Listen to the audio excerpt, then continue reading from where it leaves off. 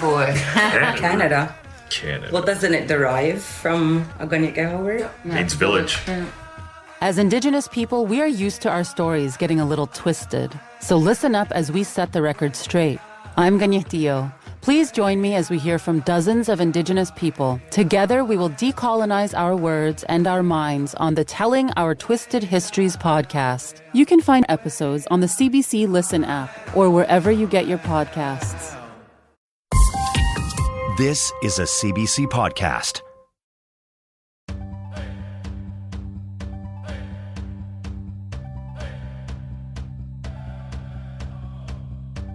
Danse, Anine, Boujou, hello and welcome. This is Unreserved on CBC Radio 1. I'm Rosanna Deerchild.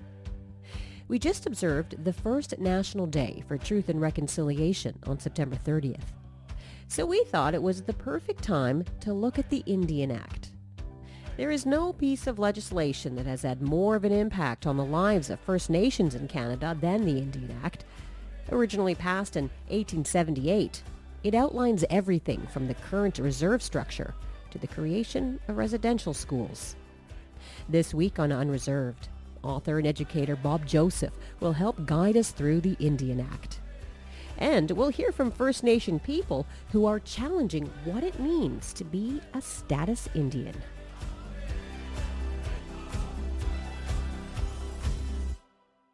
In 2015, Bob Joseph, member of the Gwawaanuk Nation, wrote an article about the many ways the Indian Act was destructive to First Nation communities and culture. The article went viral.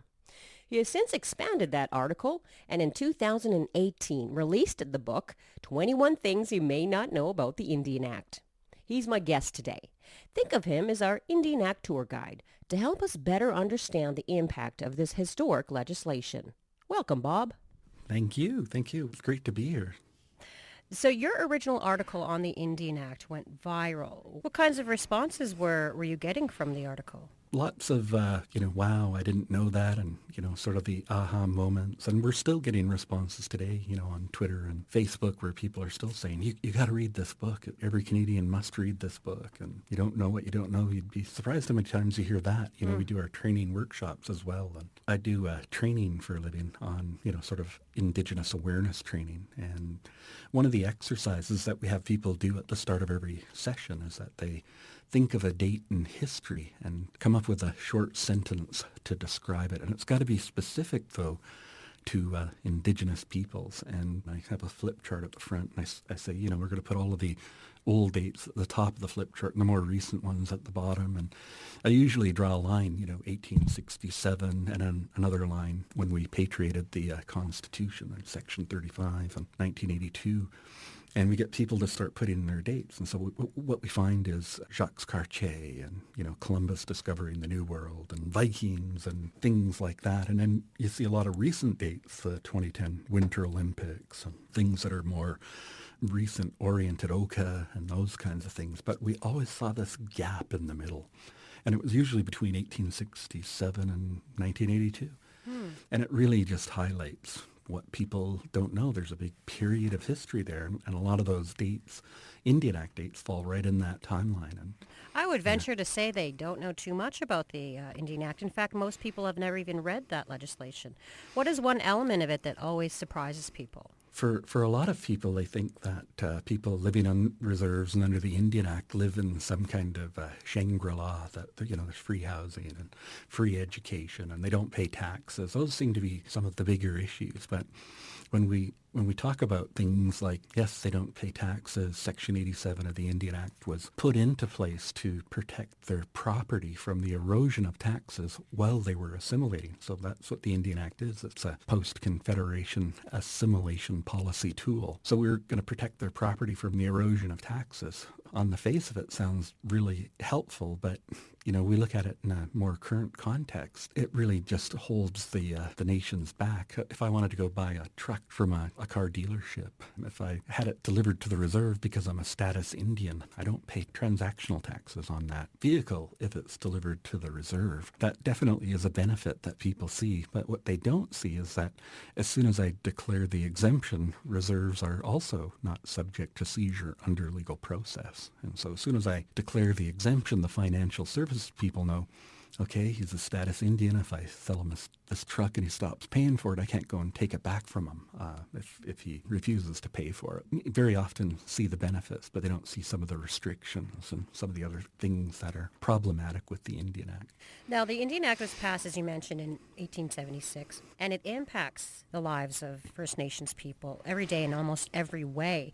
It defines who has Indian status, outlines chief and council systems, influences the development of residential schools.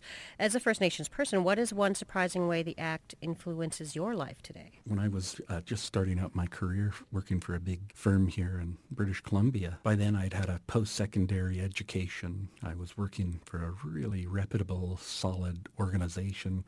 And when I look at it from a capital lender sort of perspective, I met the 4 C's of credit. I was married, I had a job, I had a post-secondary education.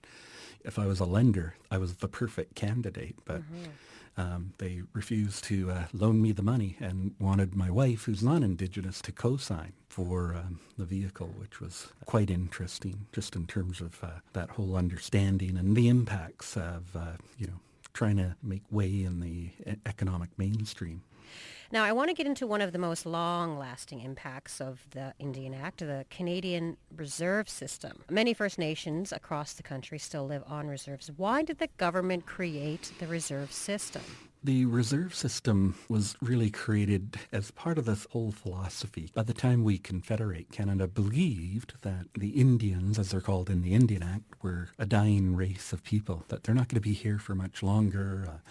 They were going through very rapid depopulation because of diseases that they didn't have immunity to, and they weren't fitting in economically. And so it set the stage for this dying race of people. The best thing we can do is help them to assimilate and become like everybody else. And the feeling was that we would put them onto these reserves. In the context of assimilation, a reserve is really a holding pen. It's a place where we were going to put them until they assimilated. And if they assimilated, that meant that obviously that they were going to leave the reserves and go be like all other people in Canada. And they are reserves. People that live on them don't actually own the lands they live on. You can ask people, hey, do you own that house? Legally, technically speaking, the property is that of the federal government, and the band is sort of the administrator of that.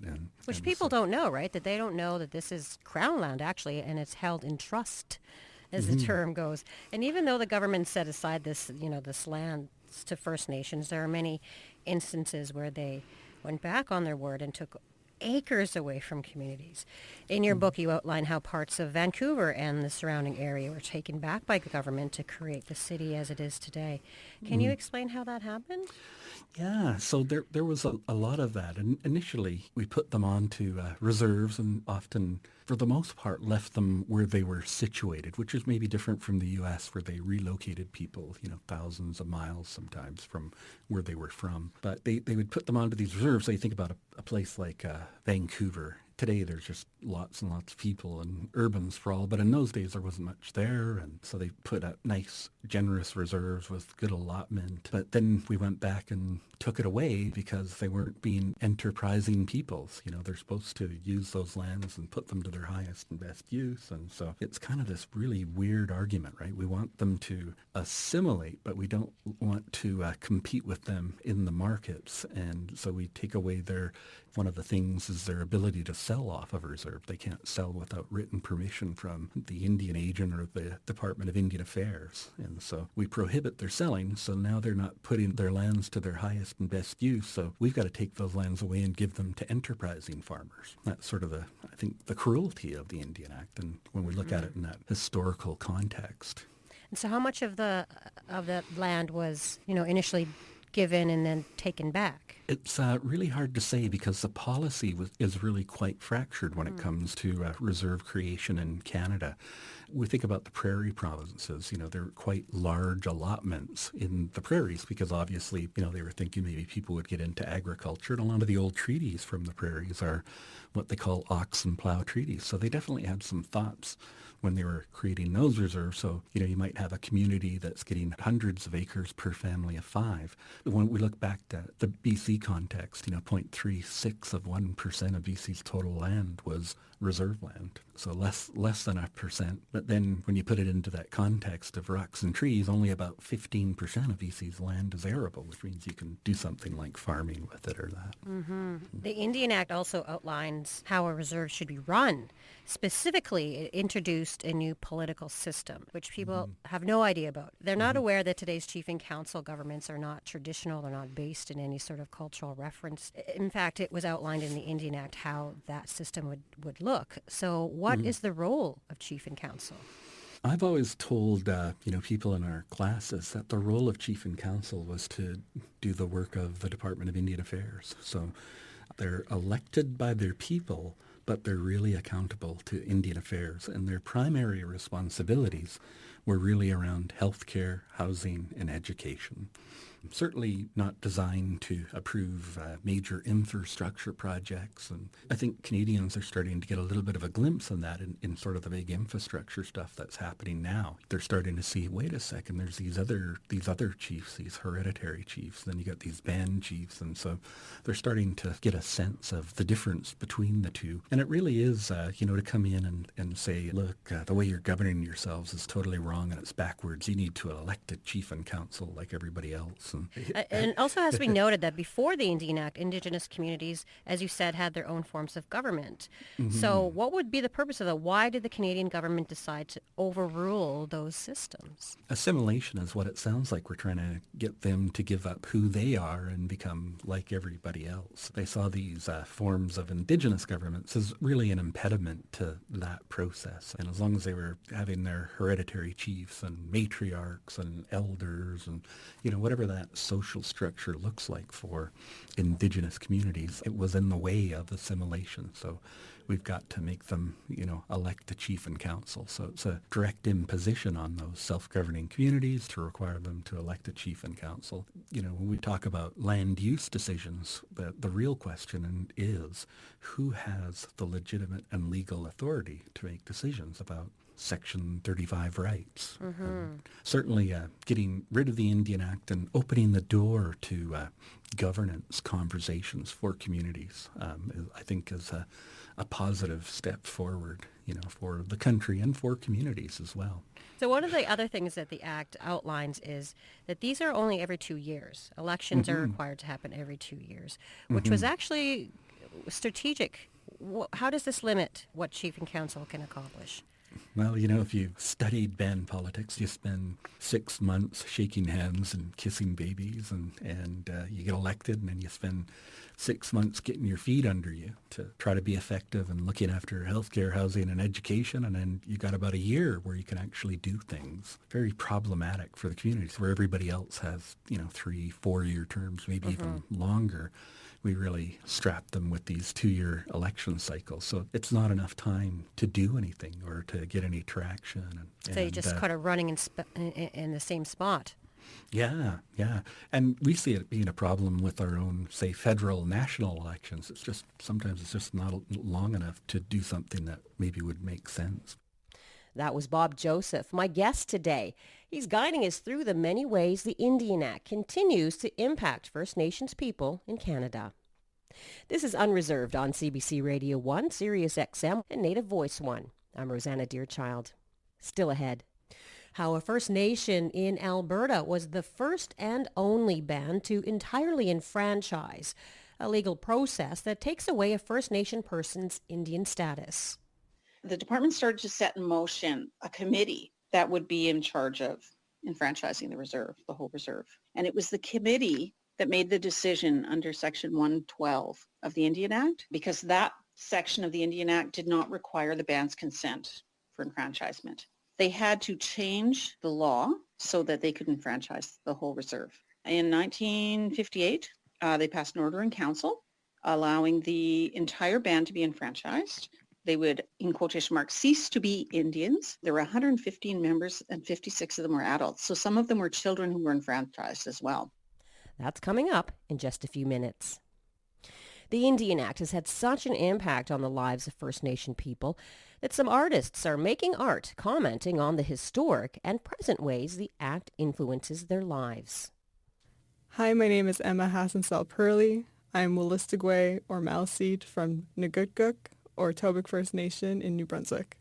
I've been making art since I was probably 3, since I could hold a crayon, my mom says. As of right now, I live in Fredericton, New Brunswick, and I'm working as an emergent curator at the Beaverbrook Art Gallery. I'm also an instructor at the New Brunswick College of Craft and Design, and I maintain my own practice as a visual artist. In my work, I'm critiquing the relationship between Indigenous peoples and the settler state of Canada. In my art practice, I explore the term legislative identity, like how the Indian Act has impact on our identities as Indigenous peoples in Canada. I also do work around my own identity as a Wolastoqey woman.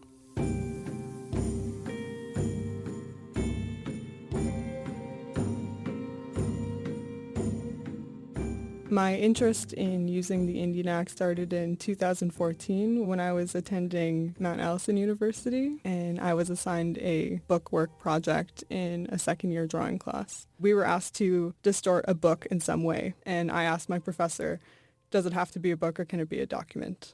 And he says, it can be a document, and I think I know where we're going with this. The Indian Affairs office was 15 minutes from my school, and so I drove over there and asked them for their copy of the Indian Act. You can print them out online, but I really wanted that effort of going in and making that request to be part of the process. And so the office gave me a copy, and I took it back to school and ran it through a paper shredder. I then bonded the pieces to the red parts of a standard-sized Canadian flag, and that work is called White Flag.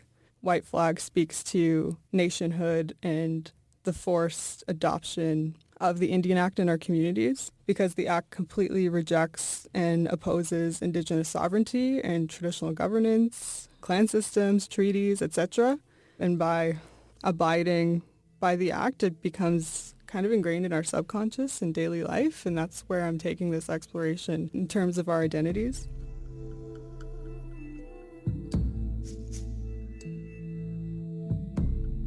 After the flag was finished, I still had like half a bag of Indian Act left, and so I decided to keep exploring. The dress was the sister piece of that previous work, and this dress is called Atlamia, and it means she keeps praying in Wolastoqey. Same idea as before, except this is Indian Act shreds on red jingle dress or red fabric.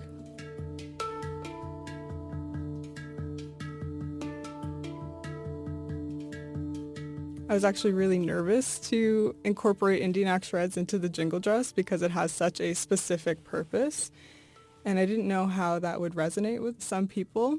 As a jingle dress dancer, you have a responsibility to pray for healing in your community or in your family or your friends or other people that are in need of that healing. And so it's a really powerful dance, and I think to incorporate that into this concept around the Indian Act it's about like praying for something better, or praying for a better situation, because the Indian Act has caused so much destruction in our communities and cultural tragedies.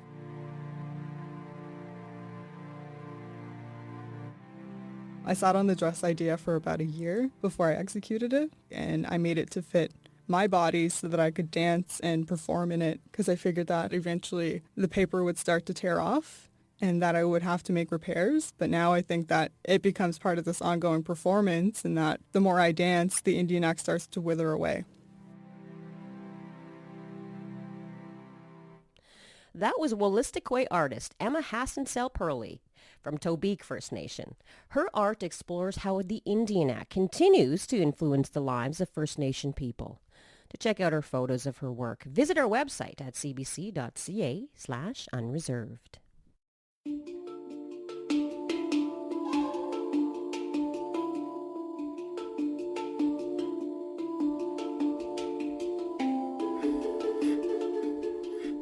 This is Unreserved on CBC Radio 1, Sirius XM 169 and Native Voice 1.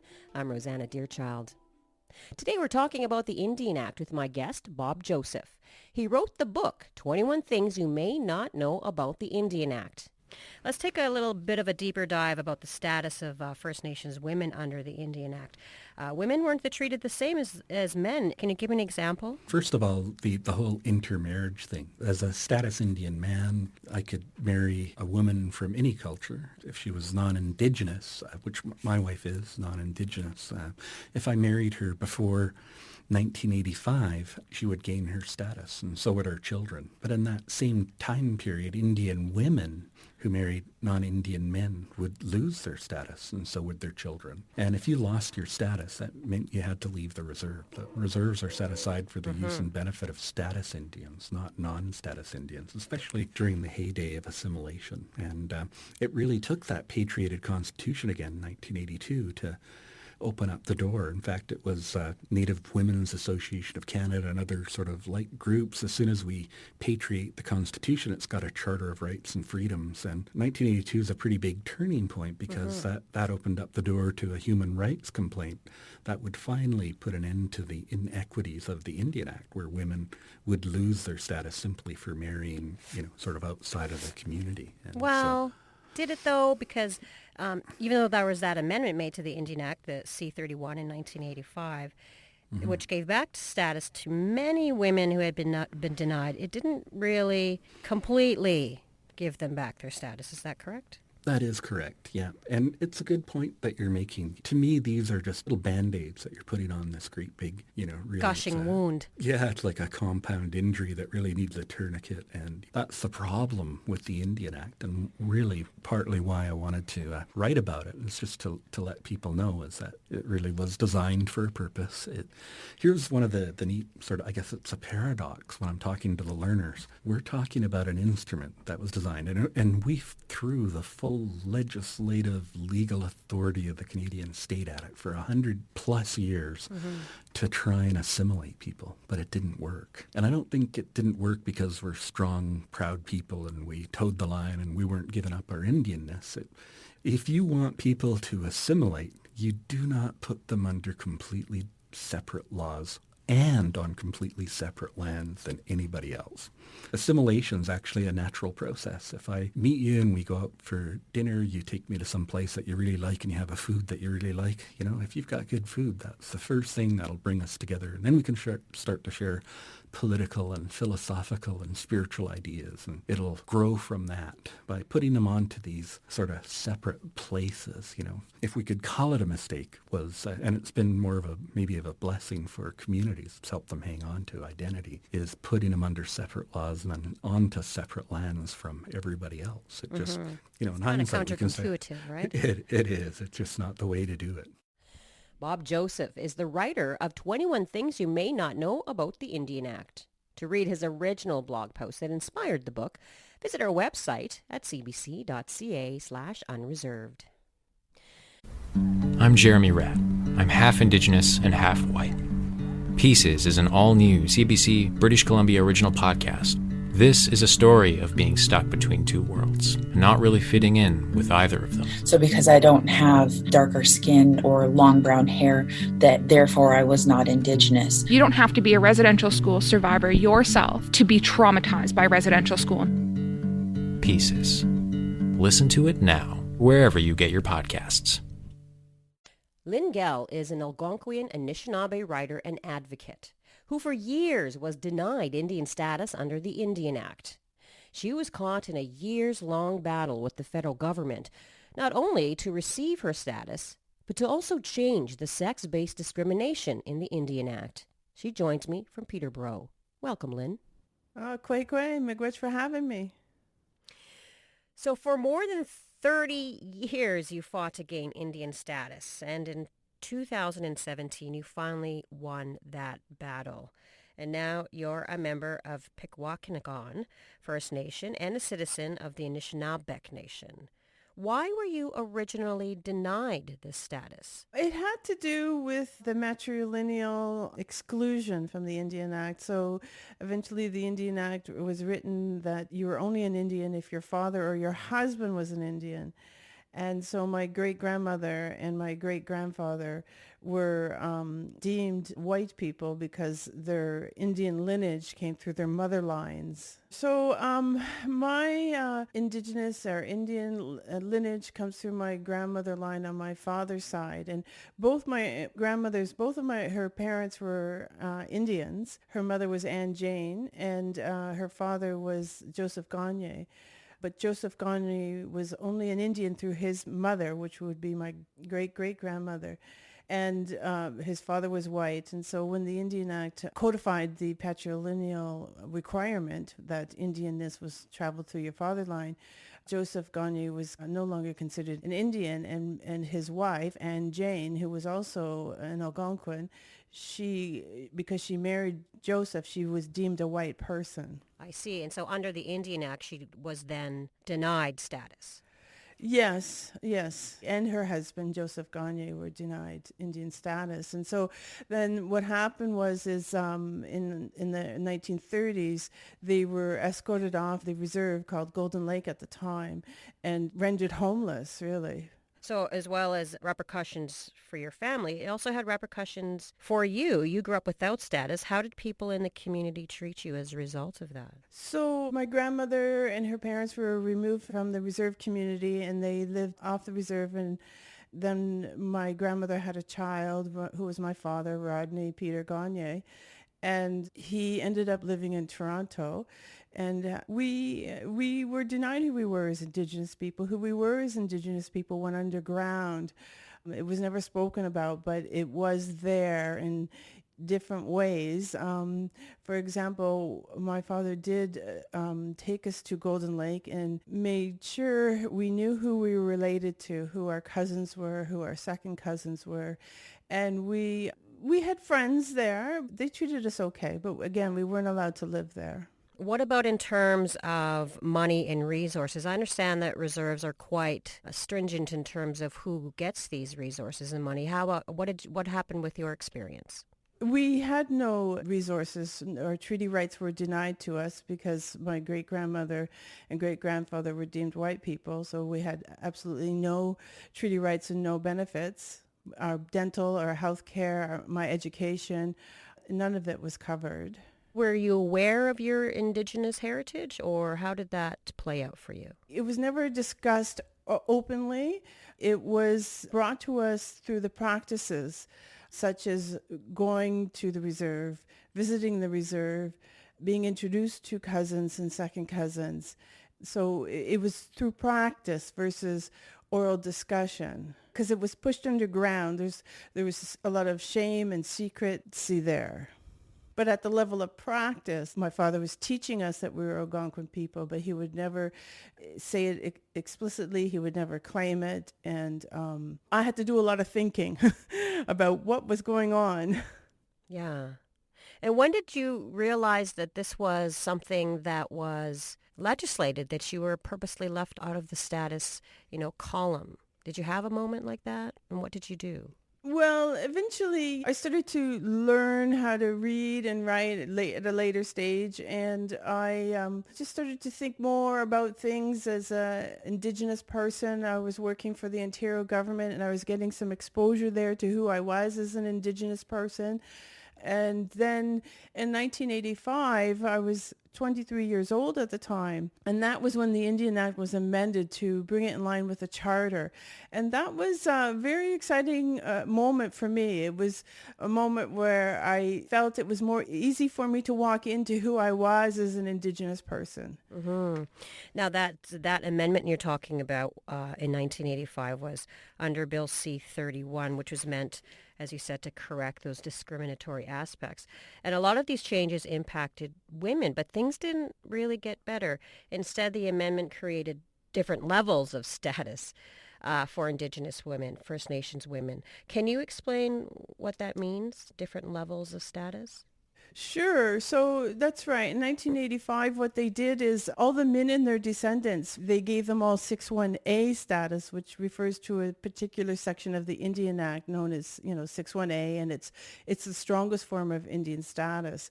The men and all their descendants and their wives, white wives, born before 1985 were given 61A status. But the women who were reinstated, such as my great-grandmother, they gave them what's known as Section 61C status. And through that difference of C versus A, what ended up happening was the second generation cutoff rule began to apply to them and their descendants immediately. Yet with the men and their descendants born before 85, the second generation cutoff rule begins after 1985. And what that means is after 2 generations of parenting with a non-Indian person, Indian status no longer is conferred. It confuses a lot of people, but it's very similar to if we, as a Canadian, moved to Britain, their child would be entitled to Canadian citizenship, but not their grandchild. It's like 2-generation cutoff. And so what I had to do was upgrade my grandmother to prove that both her parents were entitled to Indian status. And then they made her a 6'1" Indian and my father a 6'2" Indian. And because my father was only a 6'2" Indian, he couldn't confer it to me. I was hit with what's known as the second generation cutoff rule, even though I was born before 1985, and so was my father born before 1985. That is a very confusing amount of numbers, Lynn. So essentially what you're saying is that through the men's line, they were given status, full status. Yes. So you have made some progress in your own battle to receive status, but you're not finished yet. What's happening now with the case? I've continued to help Sharon McIver on her work where she ended up going to the United Nations asking for what's known as 61A all the way for all the women who are reinstated and all their descendants born before 1985. Eventually, her United Nations petition was heard, and just recently, actually, and the United Nations said, bring into force the 61A all the way clauses. Trudeau issued an order in council and proclaimed them all as law. Thank you so much, Lynn, for your time today. Thank you. Lynn Gell is an advocate and writer of several books. After a 32-year battle with the federal government, Lynn got her Indian status back in 2017. But her fight against sex-based discrimination in the Indian Act is not done. While some First Nation people are fighting to gain status under the Indian Act, others are trying to get rid of it. Coming up, how Isaac Murdoch was inspired by the words of his mother to get rid of his status. So I remember my mother talking about the rights and freedoms of Indigenous peoples, and she said that there was something very wrong with how Indigenous people were being treated. And so she was always very active with missing and murdered Indigenous women. And so she knew that there was a systemic racist issue within the system of Canada and that there was a genocide that was happening against Indigenous people. She always said that, we have to make a stand. And I remember when Nelson Mandela was trying to be freed from prison, I felt that it was a really good idea at that point not to be a part of the Indian Act. And my mother said that my life would be better without it. That's coming up in just a few minutes. You're listening to Unreserved on CBC Radio 1, Sirius XM 169, and Native Voice 1. I'm Rosanna Deerchild. Enfranchisement is the legal process by which First Nation people give up their Indian status for the promise of gaining the same rights as non-Indigenous Canadians. It was typically a decision independently made by a First Nation person. But in the case of the Michelle Band in Alberta, it was a choice forced on the entire community. Selena Lawyer is a member of the Michelle Band and is the Indigenous programmer for the Musée Héritage Museum in St. Albert. She spent years researching the history of her community to curate an exhibit for the museum. Michelle Calahoo was the son of Louis Cuartacawante, who was an Iroquois who came west with the fur trade, and he signed an adhesion to Treaty 6 in 1878 at Fort Edmonton. So the band was located in between the little towns of Calahoo and Villeneuve, so about 29 miles northwest of Edmonton. It was 40 square miles of land that was set aside.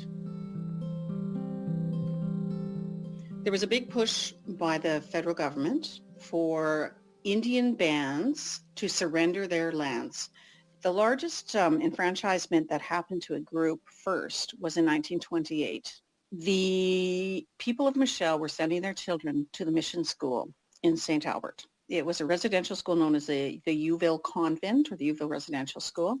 People of Michelle wanted to have a school built on the reserve because they no longer wanted their children to go to the residential school in St. Albert. They heard the stories from their children of what was going on there, and they were no longer willing to send their children there.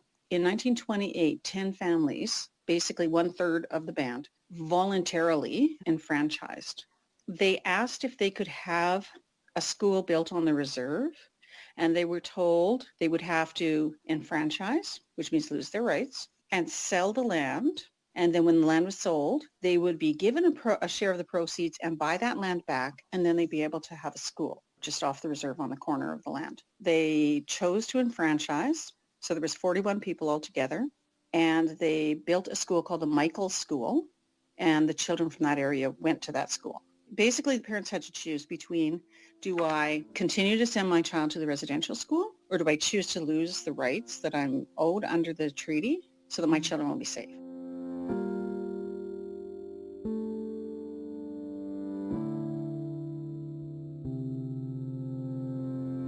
As time went on, the idea of enfranchisement kept coming back. Johnny Rogers was one of the strongest proponents of enfranchisement of the whole reserve, and he was told he would only be allowed to enfranchise in 1931 if the whole band were included in the enfranchisement. The government actually was hoping that if they could get them all to enfranchise, it would set the pattern for other bands to enfranchise. There were numerous times that Johnny Rogers attempted to enfranchise, and so he started to become a very, very strong proponent, along with a man named Sammy Calhoun. There were a couple of other gentlemen. During the Second World War, Johnny Rogers and Sammy and a few of the other men went off to the war. So they were fighting alongside other people. They were treated equally to everyone else. They were allowed the same rights as everybody else. When they came back after the war, when they returned, they did not receive the same benefits that other veterans did, and they basically went back to being second-class citizens. At that time, Indians still could not leave the reserve without a pass. They could not go into any drinking establishment, even the Legion, if they had been to war. They couldn't even vote, even at that point, as Canadian citizens. They could go off and fight and die for their country, but they couldn't vote.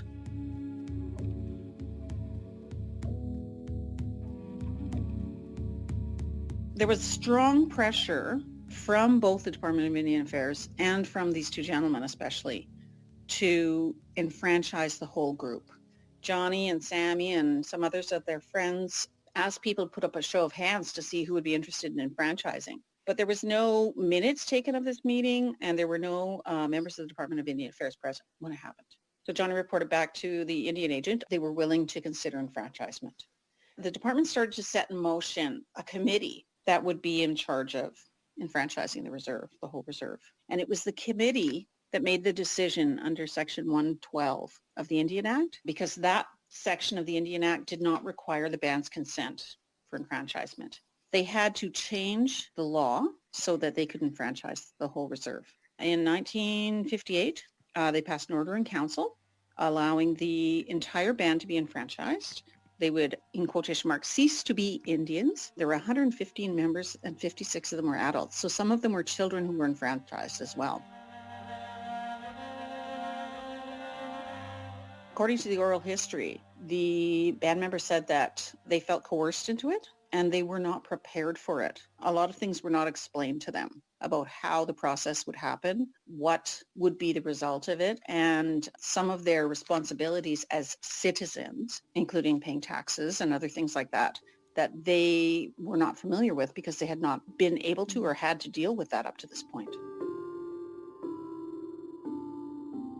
As time moved on, Native people began to realize that there were difficulties with the Indian Act, and so there were pushes for changes to the Indian Act. There was a group of women who fought changes that they wanted to institute to Section 12(1)B of the Indian Act, which said that if a woman who had status married a man who did not have status, she would lose her Indian status. And so in 1985, they were able to convince the government to pass a bill called Bill C-31, which allowed for those people who had been disenfranchised and their children to be reinstated with Indian status. So the Michelle Band people, within 4 years of the passing of Bill C-31 in 1985, some 400 of them were reinstated as having status, and then they began to talk about reestablishing the Michelle Band or Michelle First Nation. Over time, the Michelle Band has gone through several different ways of trying to reestablish who they are in the eyes of the government. We took the government to court in 2001, and the government put roadblocks in the way, basically, and they ended up with Michelle dropping the court case because the choice was either we drop the court case or we'd lose it on a technicality. It's not that we want to be created, it's that we want the government to recognize that we still exist. That was Selena Lawyer, a member of the Michelle Band in Alberta. In 1958, her community was forced into enfranchising. And to this day, the members of the band are still fighting to be recognized by the federal government. While some First Nation people are fighting to get their status back, which was lost because of forced enfranchisement, others are trying to distance themselves entirely from their Indian status and the Indian Act. Ani bonjour. Manzanap gonna go na be Indigenous cause. Gonna be cook shibigaj wat and don't jabak noji and dodem. Hello everyone, I'm Isaac Murdoch and I'm from Serpent River First Nation and I'm Ojibwe. So I remember my mother talking about the rights and freedoms of Indigenous peoples, and she said that there was something very wrong with how Indigenous people were being treated. And so she was always very active with missing and murdered Indigenous women. And so she knew that there was a systemic racist issue within the system of Canada and that there was a genocide that was happening against Indigenous people. She always said that, we have to make a stand. And I remember when Nelson Mandela was trying to be freed from prison, I felt that it was a really good idea at that point not to be a part of the Indian Act. And my mother said that my life would be better without it.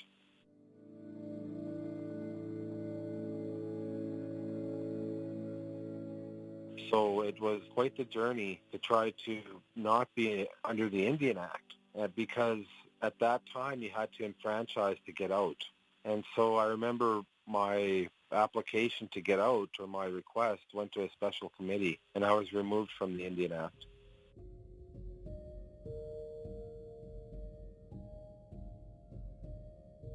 So I lived on the reserve for many, many years, and not having a status card or not being under the Indian Act certainly had its challenges. So, for example, my basic human rights of living in a house were not honored by the administration or by the political bodies in my reserve. They simply said, we can't provide you with anything because you're not a registered band member anymore. And so my basic human rights were infringed upon greatly. I couldn't participate in any political functions or matters. So, for example, I couldn't run for chief and council. I couldn't run for a leadership position. Not that I'd want to, but, I certainly didn't have a say. I didn't have a vote. I couldn't have access to the benefits that Indigenous Affairs gives to Indigenous people in regards to health or education. And so I lived in tents and shacks for many, many years, just simply because I didn't have any housing.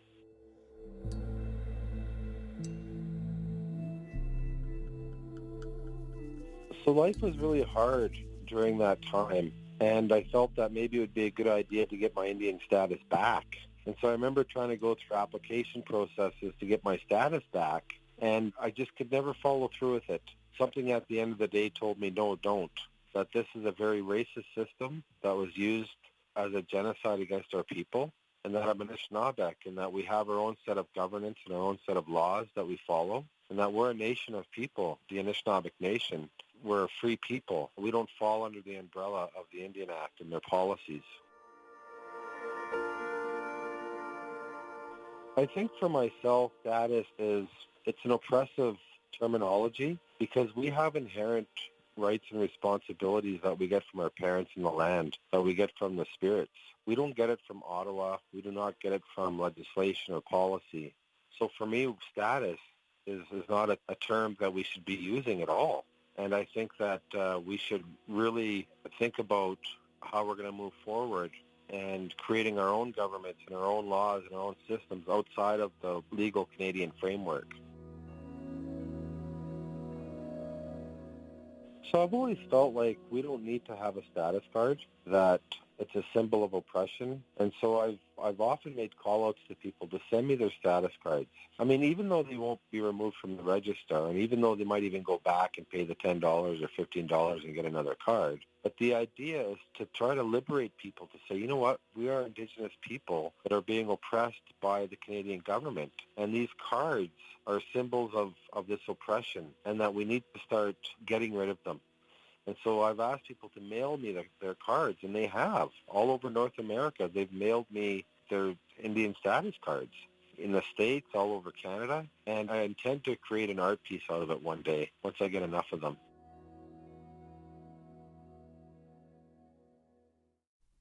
That was Isaac Murdoch, who got rid of his status card. He's Ojibwe and from Serpent River First Nation and a member of the Omanen Art Collective.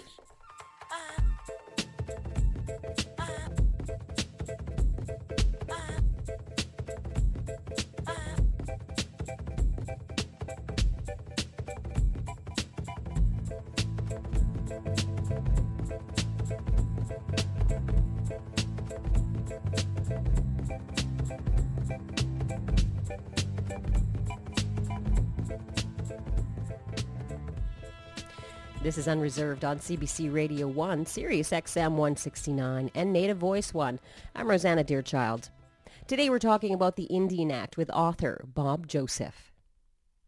Bob, there's a growing interest in abolishing the Indian Act, and some people have gone so far as cutting up their status cards in opposition. But then you have communities and people like Lynn Gell trying to get their status back. Where do you stand on this issue? Do we get rid of the Indian Act? Yes, I'm definitely in the camp that sees us getting rid of the Indian Act. The Indian Act isn't there to help people. And I can see the status as being a benefit. You don't pay transactional taxes, and you can be tax exempt in your income tax. And, there's those benefits, but the restrictions far outweigh the benefits. If you live on reserve. That's if you live on reserve, right? Like I still pay taxes. Yeah, me too. So yeah. It's a vicious cycle, really. It's a double-edged sword. It is. Yeah, the Indian Act, I would love to see it gone sooner than later, because long term, if it's coming down to the survival of the nation, it can't survive under the Indian Act. Right. It's not designed to do it. So let's say tomorrow we wake up, boom, Indian Act is gone. What do we replace it with? I see a couple of things. First of all, on health care. One of the things that we saw the Niska Nation, I'm not promoting the Niska model, I'm just saying this is something that works for them. They waived the exemption. They said, we're going to pay taxes. When the treaty making process is over, our people will pay taxes. What they felt and what they negotiated was, if we're paying taxes, then we get taxpayer equity funding like other taxpayers for healthcare, housing, and education. We'll be better off as a nation if our people are paying taxes than if they're not paying taxes. And it made sense. You looked at K through 12 education under the Indian Act, where they're getting substantially less money, than the school district just down the road. Because Indian Affairs is so chronically underfunded, that was creating problems. So their view is, if our people are paying taxes, we get taxpayer equity funding for our schools. We'll be better off as a nation in the long term. In the long term, yes, but we're talking about housing shortages. We're talking about limited job opportunities. We're talking about some of these reserves are in the middle of nowhere and don't have the capacity to build a casino or a bingo hall or businesses. Yeah. So how do you then fill that gap between, the distant future where we're all healthy and happy and left the Indian Act to this what's happening now? One of the big challenges in trying to give people sort of the prescriptive solution is the cultural diversity, right? When we think about Indigenous peoples, First Nations in Canada, there's over 600 different bands. They belong to 11 major language families. There's over 50 different dialects. And then there's all of the regional differences. So what works in one place won't necessarily work in another. And so it's just important, I think, for listeners to sort of pick up on that. Yeah. So people always ask me, we think about it, the Niska Treaty or, some other kind of an agreement that Canada and a province might negotiate with people. They always ask me, is this a cookie cutter approach? Is this a blueprint? And I always tell people, no, it's not. What works for the Niska people, and they are quite remote and in the middle of nowhere, but they have forestry and mining and lava bed parks, and they're into big game outfitting, and we're doing sports fishing businesses and that kind of stuff. So in terms of the opportunity, it would really have to be decided on a case by case basis. And I think for healthcare, instead of the funding flowing through Indian Affairs, they're working with Health Canada to get that taxpayer equity funding, because I know some of the challenges around healthcare, and a lot of the community people you talk to will tell you these stories as well. My mom's got fibromyalgia, but Indian Affairs will only fund one type of pill, and it totally doesn't help her at all. And there's another pill that actually works, but they won't fund it. And so to break free of that relationship, but to create another one with Health Canada that's being funded on the basis that other Canadians are being funded is probably not a bad position to be in than to be chronically underfunded and facing cutbacks. And certainly. And what about the treaties? Could you fulfill those kinds of things with the treaties? Like, could that replace the Indian Act? Absolutely. You think about some of those treaties, they're huge treaties, right? If they could get into revenue sharing and all of the resource development, you're a totally funded nation. Yeah. And you're in unbelievable shape. And so they can decide what to do with that money, invest it or put it into healthcare, housing, education for their people. They can decide on development that's maybe more appropriate. But that's unlikely, right? That the government would say, okay, we're just going to rip up this oppressive piece of legislation and we're going to go with the treaties. Why won't they go with the treaties? What's the problem there? Well, we talked about it earlier. It's the shifting nature of federal politics, too, and provincial politics, right? You can get a couple of steps ahead with one politician, and somebody else comes in and, messes it all up, takes you a step and a half backwards. It's the same problem for the federal government as it is for Indigenous communities trying to make some change that way. That was our experience with Gordon Campbell. Gordon Campbell became the Premier of British Columbia, and his mandate was, we're going to have a referendum on the Niska Treaty. We're going to vote on it. Yes or no, do we want it? Which was a scary proposition. And there should be equality. Those were his platforms, and they were viewed as largely anti-Indian platforms. And as anti-Indian as you can get, equality is like, we don't care that you're Gwawina. You're going to be like everybody else, and that's how we're going to treat you. And back to the original problem, right? The assimilation. Yeah. So we're further from that. So the tribes sort of mobilized around all of the development, and we're using sort of the duty to consult law to slow down any objectives that he had. Anytime he wanted to build something, the Sea to Sky Highway, there was somebody there saying, you got to consult with us, and we're going to tie up all of your good hard work for 3 to 5 years, and unless you come and talk to us about what we think is important. And so that sort of duty to consult piece gives people really incredible political power if they know how to leverage that, right? And that's another book, though, Bob. It's another entirely different book. We can't get into that one here today. We only got an hour. Bob, what is the one thing you would want Canadians to know about this legislation? Well, I think for Canadians, just to know that it is on its way out, that since 1982, we've been working diligently as a country on self-determination, self-governance, and self-reliance. Sometimes it's happening in treaties like Niska, and other times it's happening in self-government agreements like West Bank First Nation. But we're down the road. People are always concerned, taxpayers especially, that it's not going to work or that, something's going to go wrong. And there's usually a fair bit of chicken littling, the sky's going to fall. And what we've seen around some of those activities, though, is that the sky isn't falling, that there are actually some fairly functional relationships between local governments and provinces and the feds. Niska, for example, have largely been out of the picture. I can tell you the agreements that I've seen negotiated are working and have a really good chance of working. And that's what the current federal government's doing. We're going to have to wait and see. It's that kind of ebb and flow of federal politics that can really slow things down. But I think, all of the economic indicators say it's better for the country. The growth would be better. Things that people really would want. But we're still hung up on old stereotypes largely because of the Indian Act. Bob, I wish I could talk to you all day. I might call you back later. I appreciate it. And thank you. Anytime. Thank you. It's a fascinating conversation. Thank you so much for your time today. Thank you. Bob Joseph is the founder of Corporate Training, Inc., which provides training on Indigenous relations. He is also the author of several books, including 21 Things You May Not Know About the Indian Act and Indigenous Relations, Insights, Tips, and Suggestions to Make Reconciliation a Reality.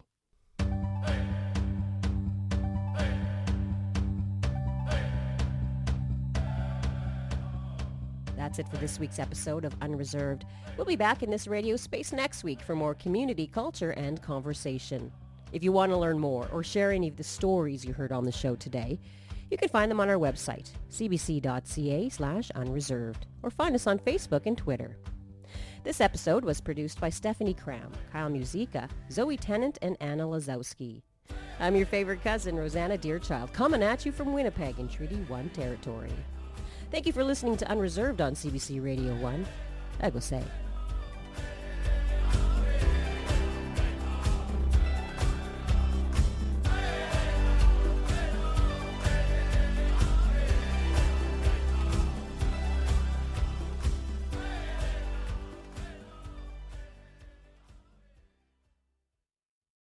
For more CBC podcasts, go to cbc.ca/podcasts.